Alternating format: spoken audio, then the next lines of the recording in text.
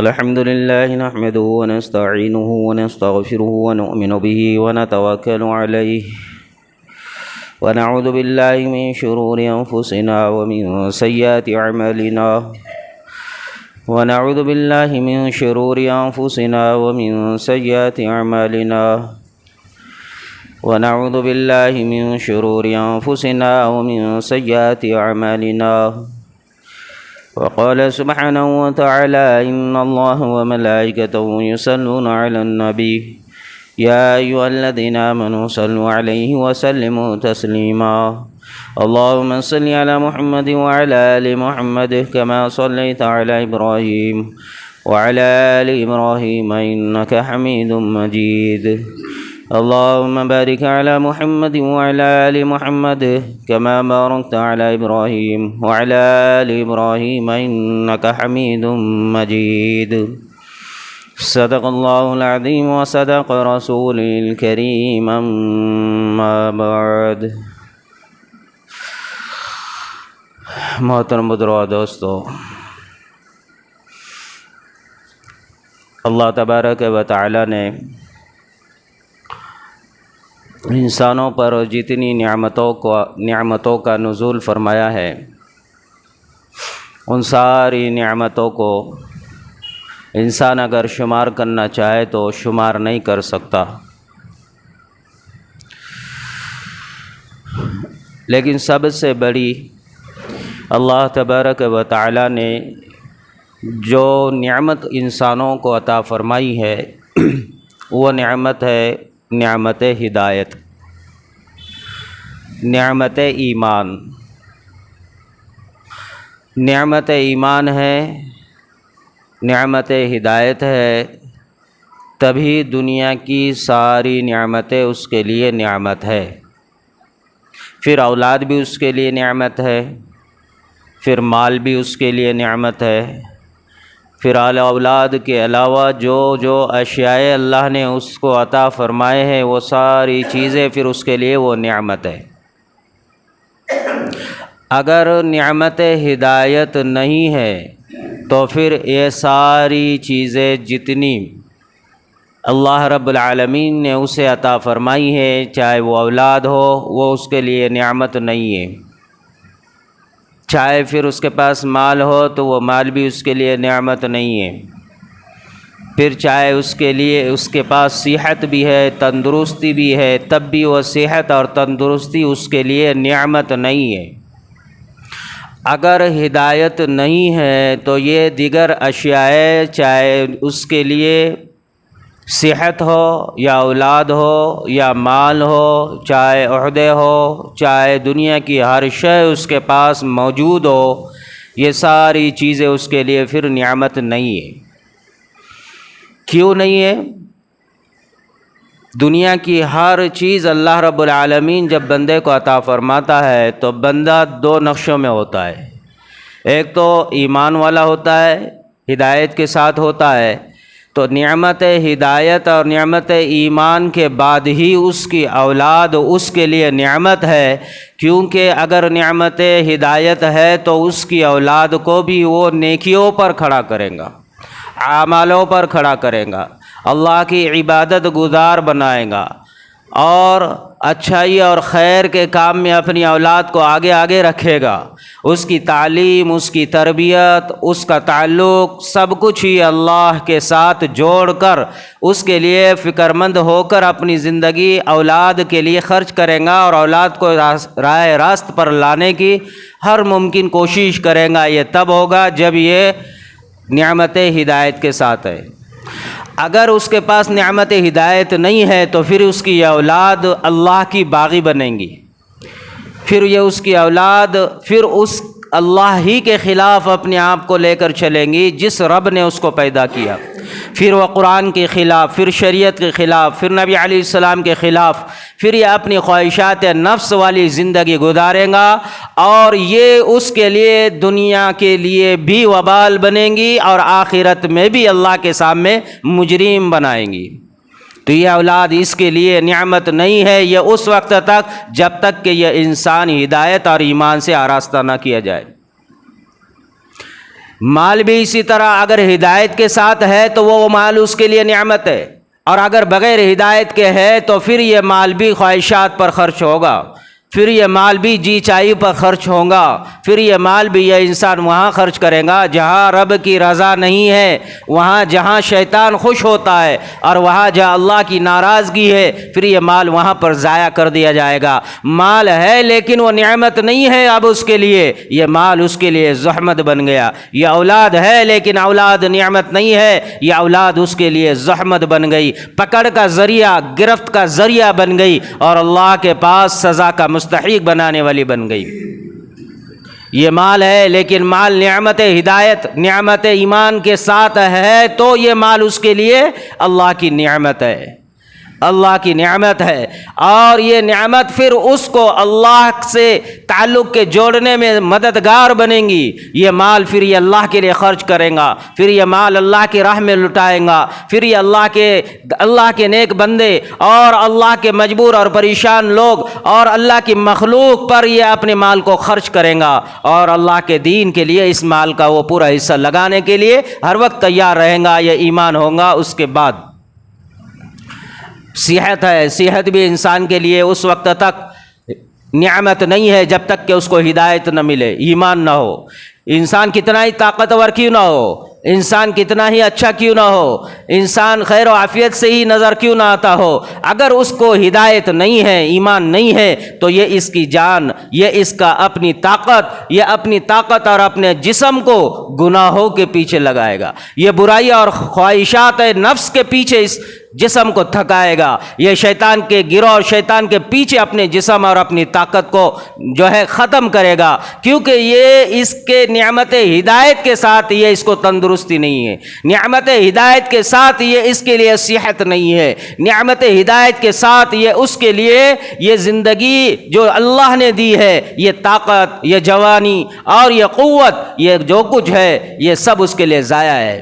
اگر نعمت ہے اور پھر ہدایت ہے، ایمان ہے، ہدایت ہے، اور پھر اللہ نے تندرستی دی، اب یہ اس کے لیے نعمت بن گئی، اب یہ اس کے لیے اللہ کی طرف سے ایک تحفہ ہے، ایک انعام ہے، ایک نعمت ہے، صحت ہے۔ اب یہ صحت ہے تو یہ اللہ کے راہ میں اپنی صحت کو، اپنی طاقت کو خرچ کریں گا، یہ اللہ کے لیے، اللہ کے دین پر اپنے جان کو، اپنے وقت کو، اپنی طاقت کو، صلاحیتوں کو وہ اللہ کے دین کے کام میں، اللہ کے ذکر میں اور اللہ کے یاد کرنے میں اور اللہ کے مخلوق کی خدمت میں یہ اپنے جسم کی طاقت کا خرچ کریں گا۔ اب یہ خرچ جو کر رہا ہے یہ اب اس کے لیے یہ نعمت ہے، صحت کا مل جانا۔ تو دنیا میں انسان کے پاس جو کچھ نظر آتا ہے، کسی کے پاس نعمت ہے تو کسی کے پاس زحمت ہے، صحت کسی کے پاس ہے تو وہ نعمت ایمان کے ساتھ ہے تو ہے، ورنہ وہ نعمت نہیں ہے، اس کے لیے زحمت ہے۔ ورنہ قیامت کے دن اس کی طاقت، اس کی قوت، اس کی جوانی، یہ سب کچھ اس کو رسوا کرنے کے لیے اللہ کے سامنے حاضر ہو جائے گی، اور اس وقت پھر یہ انسان اپنے آپ کے جسم کا بھی کچھ نہیں بگاڑ پائے گا، کیونکہ قیامت کے دن اللہ کے سامنے ہر انسان کو کھڑا کر دیا جائے گا، تو اللہ نے جو نعمت عطا کی ہے اللہ ان ساری نعمتوں کا حساب لے گا ایمان والوں سے۔ اور جن کو ایمان ہی نہیں ملا ان کا تو کوئی حساب ہی نہیں، ان کا تو کوئی حساب ہی نہیں، ان کو تو سیدھا جہنم ہے، کیونکہ مشرک جو ہے، کافر جو ہے، مشرکوں کو اللہ تو سیدھا جہنم ہے ان کے لیے، کیونکہ سب سے پہلا گناہ عظیم جو ان کا تھا وہ یہ کہ انہوں نے اللہ کے ساتھ کسی اور کو شریک بنا لیا۔ سب سے پہلا انہوں نے گناہ یہ کر دیا کہ انہوں نے جس رب نے انہیں پیدا کیا اسی رب کو چھوڑ دیا، اسی رب کے باغی بن گئے، جس رب کی عبادت کرنی تھی اسی رب کی بغاوت کر دی، اور جس رب کے سامنے جھکنا تھا مخلوق کے سامنے جھکا دیا، جس رب سے تعلق اور نسبت جوڑنی تھی وہاں پر ان سے تعلق اور نسبت کو توڑ کر مخلوق سے نسبت اور تعلق کو جوڑا، تو اللہ کو اس کی ادا پر اتنا غضب اور اتنا غصہ آتا ہے کہ اللہ قیامت کے دن ایسے انسانوں کو گروہ در گروہ جو ہے تو ایک لائن اور قطار میں اللہ کے سامنے یہ حاضر کر دے جائے گے۔ قرآن کریم میں اللہ تبارک و تعالی فرماتا ہے ان لوگوں کے حال کو، قرآن کریم میں سورۃ الفصلت، سورۃ السجدہ 24واں پارہ اور آیت نمبر 19، آیت نمبر 20 اور رکوع نمبر 17 اللہ اس میں فرماتا ہے وَيَوْمَ يُحْشَرُ أَعْدَاءُ اللَّهِ إِلَى النَّارِ فَهُمْ يُوزَعُونَ، قیامت کے دن جن لوگوں نے اللہ کا انکار کیا تھا، جن لوگوں نے اللہ پر ایمان نہیں لایا تھا، اور جن لوگوں نے رب کو رب مان کر زندگی نہیں گزاری، جن لوگوں نے اپنا تعلق اپنی نسبت اللہ کے ساتھ نہیں جوڑی، جنہوں نے اللہ کے احکام کو نہیں مانا، اللہ کے نبی کو نہیں مانا، اللہ کے دین کو نہیں تسلیم کیا، ایسے لوگوں کو اللہ قیامت کے دن وہ لوگ سب کے سب جمع کر دیے جائیں گے۔ یحشروا اعداء اللہ الی النار فہم یوزعون، اور ایسے لوگوں کو جہنم کی طرف گروہ در گروہ قطار در قطار جو ہے تو اللہ جہنم کی طرف جانے کا حکم دے گا۔ اب یہ آگے بڑھیں گے، جب یہ آگے بڑھیں گے تو آگے جانے کے بعد جہنم کے کنارے جب یہ کھڑے ہو جائیں گے تو یہ کہیں گے الہ العالمین ہم نے یہ گناہ نہیں کیا، ہم نے یہ ظلم نہیں کیا، ہم نے یہ جو آج جو دنیا کے اندر جو برائی کرنے والے، شرک کرنے والے، منافقیت رکھنے والے، منافقیت والے اعمال اور مشرکانہ اعمال، یہ جو کچھ انسان زمین پر کرتا ہے، وہاں پر یہ انسان اللہ کے سامنے کھڑے ہو کر کہے گا اللہ مجھے جہنم میں نہ ڈال، میں نے تو کچھ کیا ہی نہیں۔ اللہ کہے گا زمین پر جس حکم کو تم کو ماننے کا جو ہے تو میرا جو حکم تم تک پہنچاتا تم نے اس کا انکار کر دیا، تم نے زمین پر میرے رب ہونے کا انکار کر دیا، تم نے مجھ سے تعلق جوڑنے کا، میری عبادت کرنا تھی تو مجھ سے ہی تعلق جوڑ کر مخلوق سے نسبت اور تعلق کو جوڑ دیا، تم نے مجھے خالق نہ مانتے ہوئے میری عبادت نہیں کی بلکہ مخلوق کی عبادت کی، شرک کیا، تو کہیں گے اللہ ہم نے نہیں کیا، یہ انکار کریں گے۔ کفار مشرکین انکار کریں گے، اور جب انکار کرتے جائیں گے تو اللہ تبارک و تعالیٰ نے اسی سورۃ السجدہ کی 20ویں آیت میں آگے فرمایا ہے کہ حتی اذا ما جاءوها شہید علیہم سمعہم وابصارہم وجلودہم، اللہ نے پھر آگے اسی آیت کے آگے فرماتا ہے اللہ کہ جب یہ کہیں گے تو اللہ تبارک و تعالیٰ ان کے جو ان سوال کے اور اس جو بات رکھ رہے تھے اس کے جواب میں اللہ گواہوں کو پیش کرے گا۔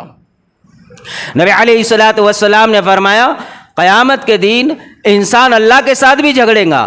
ایک وہ وقت ہوگا جب کسی کو کوئی اللہ کے سامنے آواز کرنے کا حکم نہیں ہوگا، کوئی بات چیت نہیں کر سکے گا، لیکن ایک وقت ایسا بھی آئے گا کہ اللہ کی طرف سے بولنے کی اجازت مل جائے گی، تو جیسی بولنے کی اجازت ملے گی تو یہ انسان اللہ کے ساتھ میں جھگڑا کرے گا۔ اللہ جب اس کو سزا کے لیے جہنم کی طرف فرشتوں کو حکم دے گا لے جاؤ، تو وہ اس وقت رو رو کر گڑ گڑا کر اللہ سے کہے گا کہ اللہ میں نے کچھ کیا ہی نہیں، میں نے شرک نہیں کیا، میں نے تیری نافرمانی نہیں کی، میں نے اپنے آپ جو گناہ جو نظر آ رہے ہیں یہ سارے گناہ جو لکھے ہوئے ہیں اللہ یہ سب کی سب میں نے نہیں کیے، تو اللہ کہے گا کیا میرے معزز مقرب اور میرے محافظ فرشتوں نے جو لکھا کیا تجھ کو یہ نظر نہیں آتا؟ کیا میرے فرشتوں نے جو لکھا ہے کیا تو اس کو قبول نہیں کرتا؟ تو کہیں گے اللہ فرشتوں نے جو لکھا ہے یہ جھوٹ لکھا ہے، میرے خلاف ہے، یہ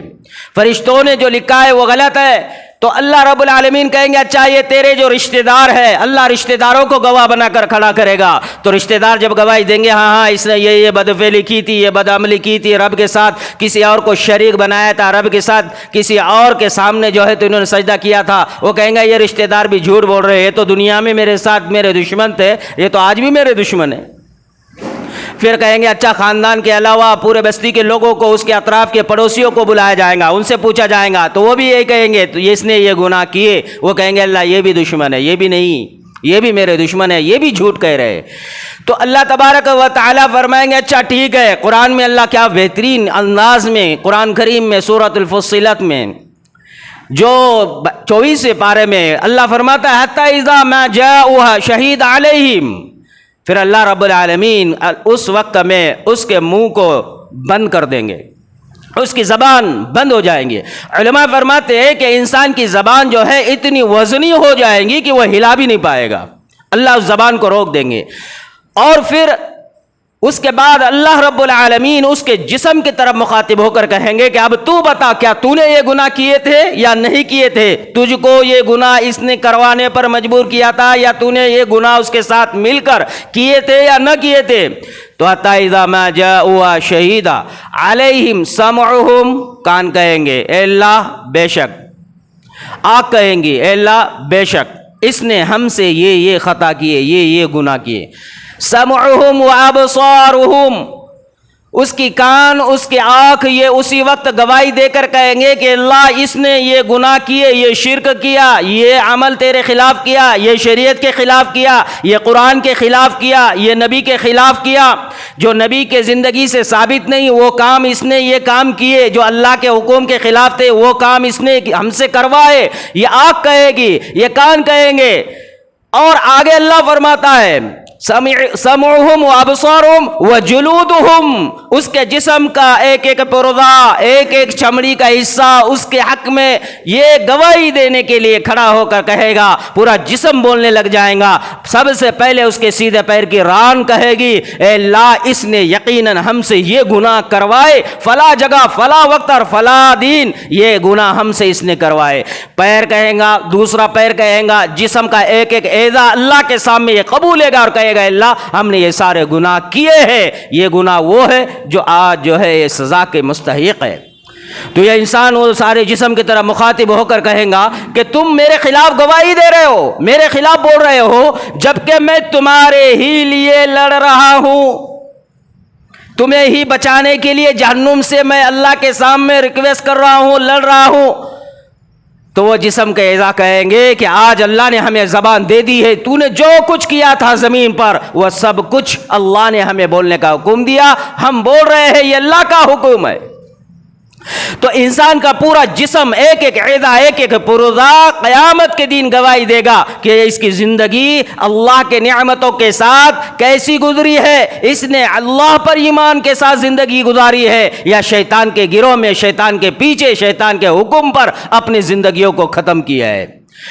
اسی لیے فرمایا ہے کہ انسان کو چاہیے کہ وہ اللہ پر ایمان لے آئے، اللہ کی قرآن پر ایمان لے آئے، اللہ کے رسول پر ایمان لے آئے، اللہ کے وہ دین جو آنے والے ہیں جس کا وعدہ اللہ کا ہے، قیامت کا دین، اس پر ایمان لے آئے، موت پر ایمان لے آئے، موت کے بعد ایمان لے آئے، موت کے بعد کی زندگی پر ایمان لے آئے، قبر کی زندگی پر ایمان لے آنا، یہ اللہ کا حکم ہے۔ اور اسی کا ہم نے اللہ کے ساتھ اقرار کیا ہے، لا الہ الا اللہ محمد رسول اللہ پڑھ کر کہ ہاں اے اللہ تو ہی ہے رب العالمین، تیرے علاوہ کوئی معبود نہیں، تو ہی ہے جس نے ہمیں پیدا کیا، تو ہی ہے جو ہمیں روزی دیتا ہے، تو ہی ہے جو ہمیں موت دے گا، اور تو ہی ہے جو ہمیں پالتا ہے، تو ہی ہے جو ہمیں سنتا ہے، تو ہی ہے جو ہماری تمام پریشانیوں کو دور کرتا ہے، تو ہی ہے جو ہمیں کامیابیوں کے سیڑھیاں چڑھاتا ہے، تو ہی ہے ہمیں کامیابیوں کی منزل تک پہنچاتا ہے، تو ہی ہے جو ہمیں عزتیں دیتا ہے، تو ہی ہے جو ہمیں ذلتوں سے نوازتا ہے، تو ہی ہے جو ہمیں بیماری دیتا ہے، اور تو ہی ہے جو ہمیں شفا دیتا ہے، تو ہی ہے جو ہمیں اولاد دیتا ہے، تو ہی ہے جو ہمیں دنیا میں نعمتوں سے نوازتا ہے، تو ہی ہے جو موت دیتا ہے، موت کے بعد تو ہی ہے جو زندہ کرتا ہے، تو ہی ہے جو حساب لیتا ہے، اور تو ہی ہے جو جنت اور جہنم کا فیصلہ کرتا ہے۔ یہ ہم نے اقرار کیا ہے ایمان والوں نے، یہ ہم نے کلمہ پڑھ کر اس بات کو اپنے دل سے، زبان سے ظاہر کیا ہے، اور عمل کر کر ہم یہ ثبوت دے رہے ہیں، مساجدوں میں آ کر اللہ کے سامنے کھڑے ہو کر، جھک کر، سجدے کر کر یہ ثبوت دے رہے ہیں، رمضان میں روزے رکھ کر یہ ثبوت دے رہے ہیں، اور اسی طرح صدقات اور خیرات دے کر یہ ثبوت دے رہے ہیں، اور قرآن کی تلاوت کر کر یہ ثبوت دے رہے ہیں کہ ہم کلمے والے ہیں، ہم لا الہ الا اللہ والے ہیں، ہم نے اللہ ایک رب اس کو تسلیم کیا ہے، اللہ کے علاوہ ساری مخلوق کا انکار کیا ہے، ایک رب پر ایمان لایا ہے، اسی کے حکم پر اپنی رات اور دن کی زندگی اور پوری زندگی کا ایک ایک لمحہ خرچ کرے گے، اسی کے حکم پر اپنے جان اور مال کا خرچ کرے گے، اسی کے لیے جیے گے اور اسی کے لیے مرے گے، اسی کے لیے نیکیاں کرے گے، اور اسی کے لیے اسی کے ڈر سے گناہوں سے بچے گے۔ یہ ہم نے اقرار کیا ہے۔ لیکن آج ہم نے جو اقرار کیا ہے اس کا ہی ہمیں پتہ نہیں ہے کہ ہم نے کیا اقرار کیا ہے۔ اس لیے آج صبح سے لے کے شام تک قرآن کی سینکڑوں آیتوں کا ہم اپنے عملی طور سے عمل کر کر انکار کر دیتے ہیں۔ ہم کہتے ہیں کہ ہم نے قرآن پر ایمان لایا، اللہ پر ایمان لایا، اللہ کے رسول پر ایمان لے آئے، لیکن اس کے باوجود اللہ کے خلاف ہے، اس کے باوجود اعمال اللہ کے خلاف، اس کے باوجود سوچ اللہ کے خلاف، اس کے باوجود دل اور دماغ کی حرکتیں اللہ کے خلاف، اس کے باوجود ہمارے عملی اعمال، ہمارے طرز زندگی کے کام، ہمارے زندگی میں جو کچھ ہم صبح سے شام تک عمل کرتے ہیں وہ کام اور وہ ثبوت یہ ہوتے ہیں کہ قرآن اور اللہ کے حکم کے خلاف۔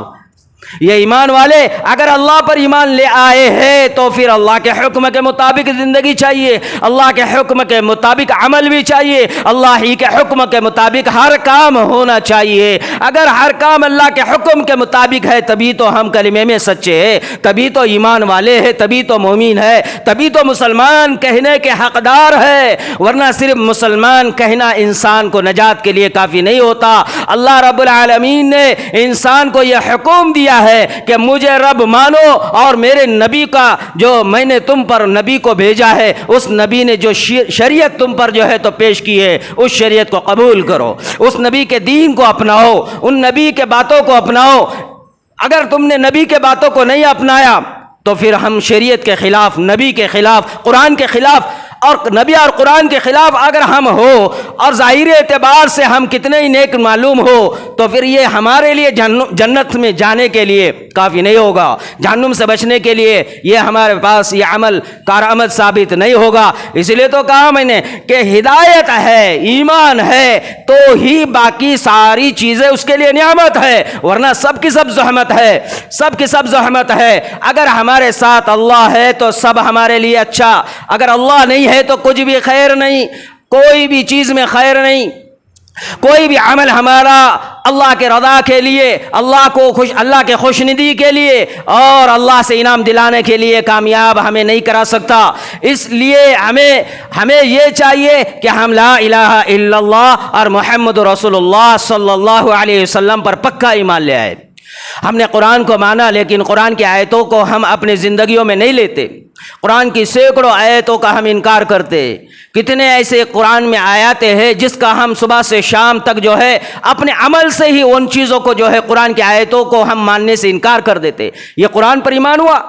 قرآن کہتا ہے کہ جھوٹ نہ بولو، ہم جھوٹ بولتے۔ قرآن کہتا ہے کہ برائی فحش بیائی نہ کرو، ہم وہ کرتے۔ قرآن کہتا ہے کہ سود نہ کھاؤ، ہم سود کھاتے۔ قرآن کہتا ہے کہ ظلم نہ کرو، ہم ظلم کرتے۔ قرآن کہتا ہے کہ اللہ کے فرما بردار بنو اور ہم اللہ کے خلاف زندگی گزارتے۔ قرآن کہتا ہے کہ اللہ ایک ہے جس کی ساری ملکیت ہے زمین اور آسمان میں، وہ ایک ہی بادشاہ ہے، اس کو رب مانو۔ قرآن کریم میں اللہ تبارک و تعالی نے سورۃ التوبہ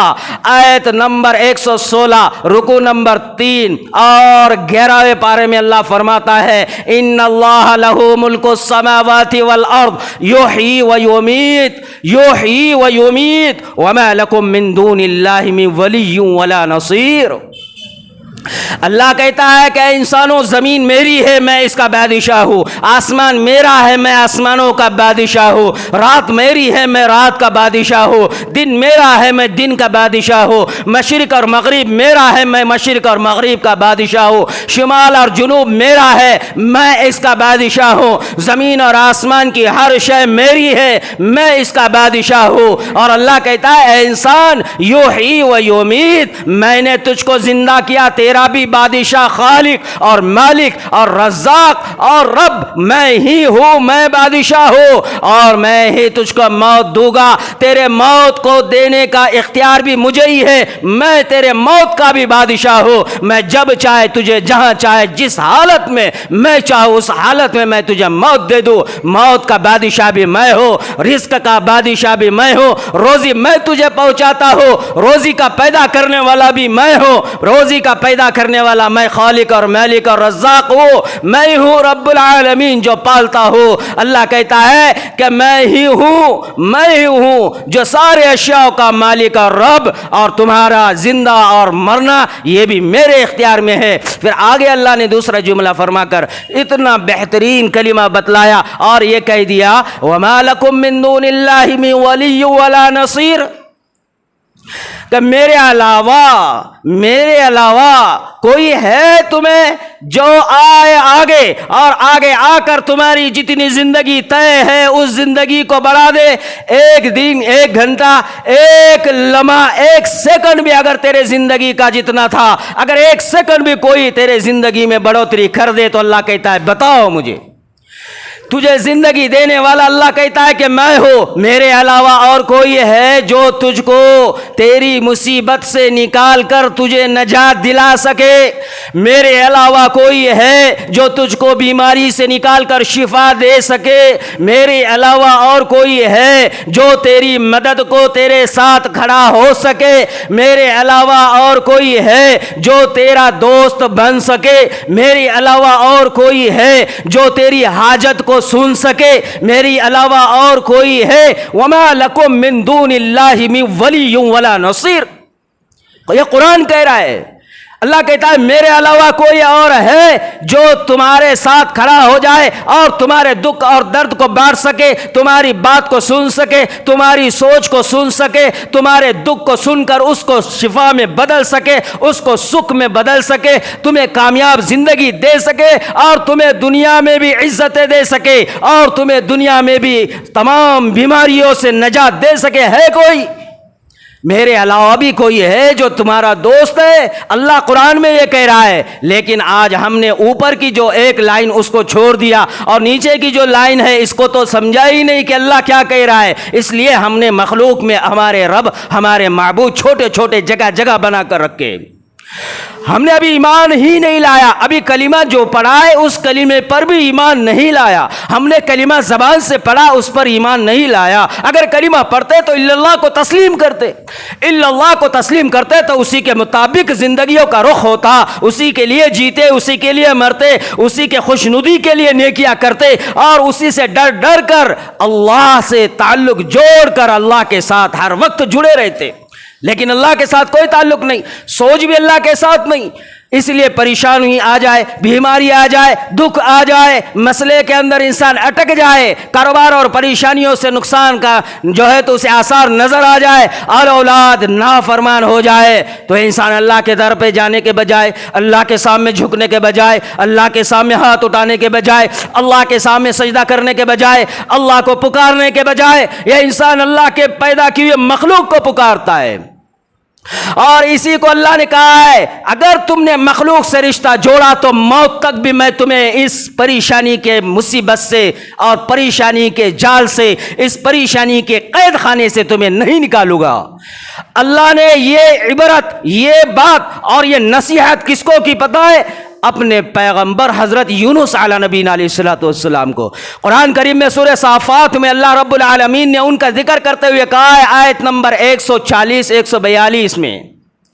اللہ رب العالمین نے جب انہیں مچھلی کے پیٹ کے اندر قید کر دیا، اللہ کے حکم تھا کہ تم اب اپنے قوم کو دعوت دو، قوم کو دعوت دی، قوم نے انکار کر دیا، قوم نے نبی کے بات کو نہیں مانا، یہ وہاں سے جو ہے تو چھوڑ کر انہیں غصے میں نکل گئے، کشتی میں جا کر سوار ہو گئے، کشتی میں بیٹھے۔ اللہ نے نبی کے کشتی میں بیٹھنے کے باوجود سمندر کے بیچ میں جب کشتی پہنچتی ہے اور وہ جب وہاں پہنچتے ہیں، اذ ابق الی الفلک المشحون، یا اس میں سوار ہو جاتے ہیں، فالتقمہ الحوت وهو ملم فساہم فکان من المدحضین۔ اب جب اس میں پہنچتے ہیں تو اللہ کی طرف سے گرفت آتی ہے، اللہ کی طرف سے صرف اللہ کا ابھی حکم آنا تھا، نبی اللہ کے حکم کے پہلے ہی نکل گئے، صرف حکم آنا تھا اس سے پہلے نکل گئے، غصے سے کہ اپنی قوم کو اس حال پر چھوڑ دیا اور جا کر کشتی میں بیٹھ گئے۔ نبی ہے کشتی میں سوار، سمندر میں کشتی گوتے کھا رہی ہے، اب قرآن اندازی کرنے کے لیے لوگوں نے کہا، قرآن اندازی کی گئی، نبی کا نام نکلا، اس کے بعد اللہ نے اللہ کے حکم سے کشتی والوں نے اب انہیں جب ڈالنے سے انکار کر دیا تو یہ خود ہی پانی کے اندر گر گئے، پانی کے اندر اپنے آپ کو کدا دیا۔ تو اللہ کے طرف سے فالتقمہ الحوت، پانی کو چیرتے ہوئے حوت آئی، مچھلی آئی بہت بڑی، اور اللہ نے حکم دیا کہ جاؤ اور حضرت یونس کو جا کر پکڑ لو۔ یہ پکڑے جا رہے، قید اللہ کا قید خانہ، جیل، جس طرح ہماری جیل ہوتی ہے دنیا میں، جب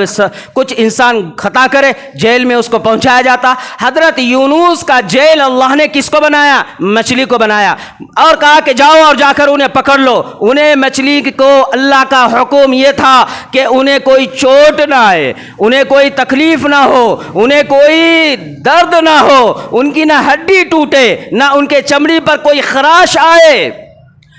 مچھلی کو یہ حکم تھا، مچھلی نے آ لیا، مچھلی نے آ کر انہیں نگل لیا، اور اللہ نے کہا یہ تیری غذا نہیں ہے، یہ میرا بندہ، میرا پیارا بندہ، اب میں انہیں تمہیں قید کے لیے، قید خانہ جیل کی شکل میں تمہیں استعمال کر رہا ہوں، ہرگز انہیں تکلیف نہ پہنچانا۔ اب مچھلی نے نگل لیا، مچھلی نے نگل کر سمندر کے تہ میں لے کر چلے گئی۔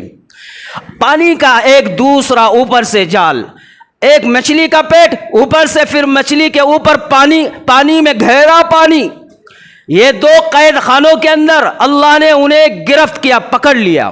پکڑ لینے کے بعد جب انہوں نے یہ سوچ لیا کہ میں تو ہلاک ہو گیا، وہ کہتے ہیں میں نے پیر کے انگلی کو ہلایا تو مجھے پتا چلا کہ میں زندہ ہوں۔ پھر اس کے بعد انہوں نے پھر وہ کلمات کہے جو 17 پارے میں آیت نمبر 87 اور سورۃ الانبیاء میں کہ ونادا، وہ کہتے ہیں ونادا فی الظلمات لا الہ الا انت سبحانک انی کنت من الظالمین۔ انہوں نے اس حالت میں وہاں پر نبی تھے، ان کو پتا چلا میں قید ہو گیا ہوں، تو قید میں خود نہیں ہوا، یہ اللہ نے کرایا۔ یہ مچھلی نے مجھے نگل لیا ہے تو مچھلی نے خود مجھے نہیں نگلا، یہ اللہ نے حکم دیا ہے۔ میں جیل میں جو آ پہنچا ہوں کسی کے جو ہے بھیجنے سے نہیں، یہ اللہ کے حکم سے۔ اب وہ سمجھ گئے کہ ان سے خطا ہو گئی تھی، جو ایسی تھی کہ جو اللہ کے حکم کے بغیر وہ نکل گئے تھے۔ اب وہاں پر وہ اسی حالت میں اپنے آپ کو جب زندہ پایا، اللہ کو یاد کرنے لگے، فنادا، رب کو پکارا، اللہ کو۔ ان کو پتا تھا ایک ہی رب ہے جو ہماری سننے والا، میری سننے والا ہے۔ اب نبی تھے لیکن انہوں نے کسی پہلے بڑے اللہ والے کو نہیں پکارا، کسی جو ہے تو نبیوں کو نہیں پکارا، کسی جو ہے حضرت نوح علیہ السلام ان سے بڑے پیچھے گزرے ہیں، انہیں یہ مدد کے لیے نہیں پکارا۔ ان کی مدد وہاں اس حال میں کون کرے گا ان کو پتا تھا، پریشانی سے اب اس سے کون نکالے گا ان کو پتا تھا۔ وہ ایک ہی رب ہے جو لا الہ الا اللہ ہے، وہی رب انہیں اس سے نکالے گا، وہی نجات دے گا۔ اسی کو پکارنا شروع کیا۔ جب انہیں پکارا، ابن ابی حاتم کی روایت میں وہ یہ کہتے ہیں یہ ان کی دعا آسمان پر چلے گئی، آسمان پر جا کر عرش کے ارد گرد منڈلانے لگ گئی، تو فرشتوں کے کانوں میں دھیرے ہلکی سی آواز پہنچی، اور وہ ندا جو یونس علیہ السلام نے مچھلی کے پیٹ سے، اندھیرے سے، 3 اندھیروں سے، گہرے پانی سے، وہاں سے جو ندا لگائی تھی وہ ان کے کانوں میں پہنچی، تو فرشتے کہنے لگ گئے کہ یہ آواز تو ہم نے سنی سنائی محسوس ہوتی ہے، اور یہ ہلکی آواز آ رہی ہے، ہمارے کان سے آشنا ہے۔ یہ فرشتے ہیں عرش کے ارد گرد، لیکن وہ فرشتوں کو آواز پہنچ رہی ہے، لیکن فرشتے پہچان نہیں رہے آواز کس کی ہے۔ تو اللہ رب العالمین نے فرشتوں سے سوال کیا، کیا آپ نے آواز کس کی ہے یہ پہچان لیا اس بندے کو؟ فرشتے، آسمان کے اتنے بڑے بڑے فرشتے، وہ کہنے لگ گئے الہ العالمین ہم آواز سن رہے لیکن بندے کو نہیں پہچان سکتے، یہ آواز کس کی ہے ہم اسے جان نہیں سکتے۔ یہ آواز یہ کہہ رہے ہیں کہ ہمیں یہ آواز پہچان والی ہے لیکن کس کی ہے یہ سمجھ نہیں آ رہی۔ آسمان میں فرشتے نبی کی آواز کو نہ پہچانے، نبی کی آواز کو نہ پہچان کر نبی کو نہ پہچانے، فرشتوں کو تک یہ طاقت نہیں ہے کہ کوئی پکارے اللہ کو تو کون پکار رہا ہے یہ تک نہ جان سکے، اس کا تک علم نہ ہو، تو ہمارے چھوٹے چھوٹے خدا زمین پر جو بنے ہوئے ہیں وہ ہماری آواز کو سن لیتے ہیں ہمارے جو ہے تو سوچ کے اعتبار سے، اور وہ ہمیں پہچان بھی لیتے ہیں ہمارے علم کے اعتبار سے۔ ہم گھر میں پکارے، روڈ پر پکارے، مارکیٹ میں پکارے، بازار میں پکارے، یا چاہے جس حال میں پریشان ہو اس حال میں ہم پکارے، یا غوث، یا خواجہ، یا پیران پیر، اور یا علی، یا حسین، یا مدد، اس طرح کے نعرے جو ہم لگاتے ہیں، اور ہم یہ سوچتے ہیں کہ ہماری آواز ان تک پہنچتی ہے، لاکھوں کروڑوں انسانوں میں سے ہماری بھی آواز پہنچتی ہے اور ہمیں پہچانتے ہیں اور ہماری ترنت مدد کرتے ہیں۔ یہ فرشتے حضرت یونس کی آواز کو سن کر نہیں پہچان رہے، یہ کتنی بڑی جہالت ہے ہمارے اندر۔ ہم نے مخلوق کو رب بنا کر ان کے ساتھ یہ نسبت جوڑی ہے، یا فرشتے لیکن وہ نہیں پہچان رہے، تو اللہ نے سامنے سے کہا کہ یہ میرے بندے یونس کی آواز ہے، تو فرشتے فوراً کہنے لگ گئے الہ العالمین، جب یونس کی آواز ہے تو یہ پریشانیوں میں تمہیں پکار رہے ہیں، اے اللہ وہ تو بہت اچھے بندے ہیں، اچھی زندگی جب گزار رہے تھے اور خوشی والی، اچھائی والی اور بغیر دکھ والی، بغیر ٹینشن والی جو زندگی تھی ان کی، اس میں تو یہ تمہیں بہت زیادہ یاد کرتے تھے۔ اللہ لگتا ہے آج مدد کی ضرورت ہے، اللہ آپ ان کی مدد کر دیجئے۔ فرشتوں نے دوسرا ایک جو ان کے سامنے بات کہی وہ کتنی بڑی کہی، فرشتوں نے کہا اے اللہ اچھی جب زندگی تھی، مالداری تھی اور خوشحالی تھی، صحت اور تندرستی تھی، جب یہ تمہیں بہت یاد کرتے تھے، اللہ اس کے بدولت آج یہ پریشان ہے تو اللہ آج ان کی سن کر ان کی مدد کر دیجئے۔ تو اللہ رب العالمین نے فرمایا کہ ہاں آج میں مدد کر دوں گا۔ پھر اللہ نے مدد کر دی، انہوں نے زمین میں پانی کے اندر کہا فلولا انہ کان من المسبحین، انہوں نے وہاں ذکر کیا۔ اب آگے اللہ رب العالمین نے کہا للبث فی بطنہ الی یوم یبعثون، اے فرشتوں سن لو، اگر یہ مجھے نہیں پکارتے، اگر یہ مجھے میرا نام نہیں لیتے، اگر یہ مجھے ان پریشانی کے جال سے یاد نہیں کرتے، یہ میرے سامنے سجدہ نہیں کرتے، مجھے مدد کو نہیں پکارتے، تو میں للبث فی بطنہ الی یوم یبعثون، قیامت تک اسی جیل کے اندر انہیں قید رکھتا۔ اللہ اکبر، کس کو اللہ کہہ رہا ہے؟ نبی کو۔ اور کیا کہہ رہا ہے؟ یہ پریشانی میں اگر مجھے یاد نہیں کرتے تو قیامت تک اسی میں جیل میں ہی قید رکھتا، جیل میں ہی قید رکھتا، اگر یہ مجھے نہیں پکارتے تو۔ لیکن مجھے پکارا ہے فَنَبَذْنَاهُ بِالْعَرَاءِ وَهُوَ سَقِيمٌ، اللہ نے کہا اے مچھلی جا، اور وہ دجلہ کے باہر، یا پھر حضرت ابو ہریرہ کہتے یمن کے میدان میں انہیں لے جا کر مچھلی نے اگل دیا، اور جب نکالا اللہ نے تو اللہ نے کہا انہوں نے مجھے پکارا اس لیے میں نے انہیں مدد کی، اور انہیں مدد کر کر یہاں سے انہیں نکال کر میدان بالعراء وهو سقیم، چٹیل میدان کے اندر چھوڑ دیا۔ اب بتاؤ مجھے، ہمارے گھر میں اگر کوئی دکھ ہو، درد ہو، بیماری ہو، پریشانی ہو، یہ ایک جیل خانے ہیں، جسمانی جتنے بیماریاں ہیں یہ سب چھوٹے چھوٹے جیل ہے جس میں ہم بے چین رہتے، پریشان رہتے، سر درد ہو، پیٹ درد ہو، بیماری ساتھ جڑی ہوئی ہو، شوگر ہو، بی پی ہو، یا تمام کی تمام بیماریاں ہو، یہ سب ہمارے لیے چھوٹے چھوٹے، اولادیں ہو، اولاد کی طرف سے ظلم ہو، پڑوسی ہو، پڑوسیوں کی طرف سے ظلم ہو، کاروبار ہے، کاروبار سے روزی نظر نہ آئے، اور لوگ ہو لیکن لوگ دشمن بنے ہوئے ہیں، زمین ہے لیکن تنگ ہو گئی ہے، کھیتی ہے لیکن فصل پیدا نہیں ہوتی، آسمان ہے لیکن بارش نہیں ہوتی، پیسہ ہاتھ میں نظر نہیں آتا، طرح طرح کے ٹینشنوں نے ہمیں گھیرا ہوا ہے، یہ سارے مصیبتوں کے چکروں میں ہم گرفت ہیں۔ ہمیں اگر اس میں سے نکلنا ہے تو کون نکالے گا؟ یہ جیلوں میں سے ہمیں کون نکالے گا؟ کون جس کو ہم یاد کرتے ہیں انہیں وہ لوگ ہمیں نکالے گے، وہ مخلوق جو مر کر دنیا سے چلے گئے وہ نکالے گے؟ کیا پیران پیر نکالے گے، یا پھر وہ خواجہ معین الدین چشتی رحمت اللہ علیہ یہ نکالے گے؟ ہو ہی نہیں سکتا۔ اگر یہ نکالتے تو وہاں بیٹھے ہوئے گدہ نشین لوگ آنے والے لوگوں سے تعاون نہیں مانگتے، وہاں بیٹھا ہوا ایک بھکاری وہ بھی یہاں سے باہر سے آنے والے لوگوں کے سامنے ہاتھ نہیں پھیلاتا، کیونکہ وہ بھکاری کو بھی پتا ہے جتنے لوگ یہاں آئیں گے آنے ہی پر ہمیں رزق ملے گا، وہ گدہ نشینوں کو بھی پتا ہے لوگوں کی آبادی جتنی آئے گی ہمارے پاس ان درگاہوں پر وہی لوگوں سے ہمارا پیٹ بھرے گا۔ اگر وہ بڑے بڑے ولی دیتے تو یہ ان سے لے کر مخلوق کو دیتے، نہ کہ مخلوق جانے والی ان سے لے کر اپنے گھروں کو چھمکاتے۔ یہ سب کے سب لوگ جو نظر آ رہا ہے، جو دیکھ رہے ہیں اور کھلے عام ان کا شکار بن رہے ہیں، اور انہیں پکار کر یہ کہتے ہیں ہماری مدد کرو، ہمارے مسائل کو حل کرو، ہمارے دکھوں کو دور کرو، ہمارے ٹینشن کو دور کرو، ہماری اولاد کو اولادوں سے نوازو، ہماری اولاد کے رشتے اور جوڑے کو جو ہے تو طے کر دو، ان کے نکاحوں کو پار کرا دو۔ یہ کہنے والے، یہ ندا لگانے والے، یہ آوازیں لگانے والے، کیا ان کی آواز عرش تک نہیں پہنچ رہی؟ کیا یہ رب نہیں سن رہا؟ اب رب سن رہا ہے، رب دیکھ رہا ہے، اسی لیے تو قرآن نے کہا ان اللہ لہ ملک السماوات والارض یحیی و یمیت وما لکم من دون اللہ من ولی ولا نصیر۔ پکارو، میرے علاوہ کسی اور کو پکارنا ہے تو میں ہوں، رب ہوں، میرے علاوہ پکارتے ہو تو میں بھی دیکھوں کہ کون ہے تمہارا دوست جو تمہاری مدد کو آئے۔